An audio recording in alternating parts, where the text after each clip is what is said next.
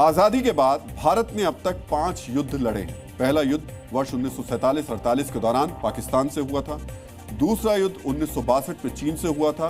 तीसरा 1965 में और चौथा 1971 में हुआ था। दोनों युद्ध पाकिस्तान के साथ हुए थे। 1999 में फिर से कारगिल में पाकिस्तान के साथ हमारा युद्ध हुआ। अगर इतिहास के पन्नों को आज खंगालें तो 1962, 1965 और 1971 के युद्ध में भी सायरन को लेकर मॉक ड्रिल की गई थी।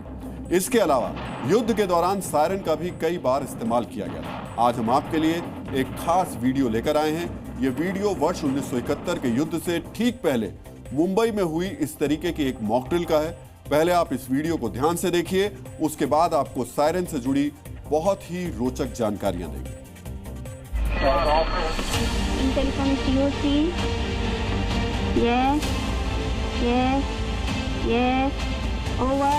Message end. I repeat, fire.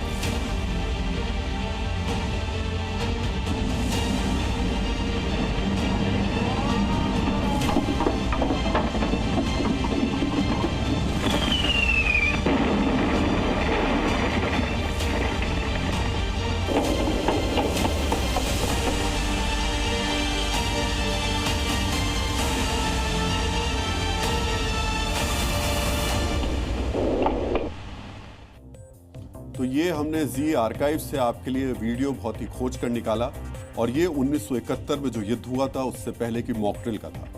Bharat में अब तक हुए 5 युद्ध और उस दौरान मॉक ड्रिल और सायरन के इस्तेमाल से जुड़ी कुछ दिलचस्प जानकारियां अब हम आपको बताने जा रहे हैं। आज देश की करीब 78% आबादी का जन्म 1971 के बाद हुआ है और 1971 के बाद अब तक इतनी बड़ी मॉक ड्रिल नहीं हुई। 1971 में मुंबई में, उस समय इसका नाम जब बॉम्बे हुआ करता था, वहां लगातार 13 रातों तक लाइट बंद रखी गई थी, क्योंकि मुंबई न केवल देश की आर्थिक राजधानी है बल्कि भारतीय नौसेना का पश्चिमी कमांड सेंटर भी मुंबई है। मुंबई में अलग अलग जगहों पर 311 सायरन लगाए गए थे। ये सायरन 1962 के भारत चीन युद्ध के बाद लगाए गए थे और इनका इस्तेमाल 1965 और 1971 में पाकिस्तान के साथ युद्ध के दौरान हवाई हमले की चेतावनी देने के लिए किया गया था। हालांकि इनमें से कई अपग्रेड के अभाव में अब खराब हो चुके हैं। जुलाई 2006 में मुंबई बम ब्लास्ट में मारे गए लोगों को श्रद्धांजलि देने के लिए आखिरी बार इस सायरन का इस्तेमाल किया गया था।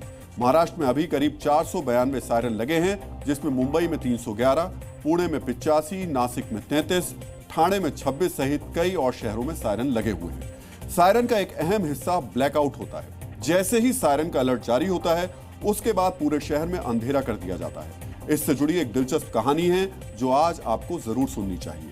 1962, 1965 और 71 के युद्ध के दौरान लोगों ने अपने घरों की खिड़कियों को काले कपड़े या कागज से ढक दिया था। उसे वो काले पेंट से रंग देते थे। दरअसल युद्ध के समय लोग अपनी जान की रक्षा के लिए ऐसा करते थे।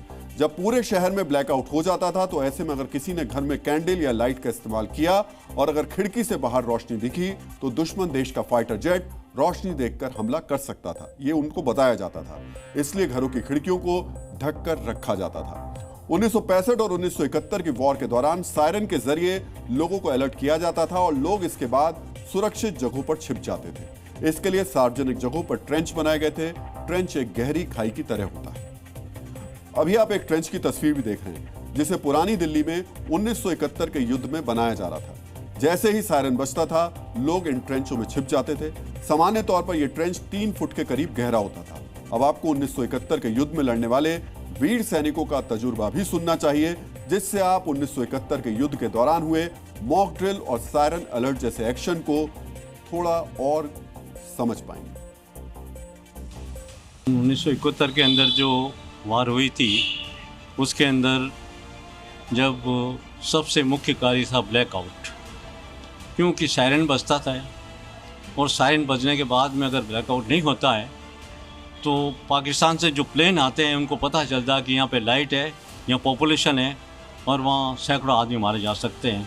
तो उसको रोकने के लिए सिविल डिफेंस ने ये किया कि घर घर जाके कि लाइटें बंद कराई, सबसे लाइट रोकाई, बिजली घर में टेलीफोन किए। पता रहता है कि उसके पास कौन से एयरक्राफ्ट है और उनका रेंज क्या है और वो कितनी दूर अंदर डीप तक जा सकता है।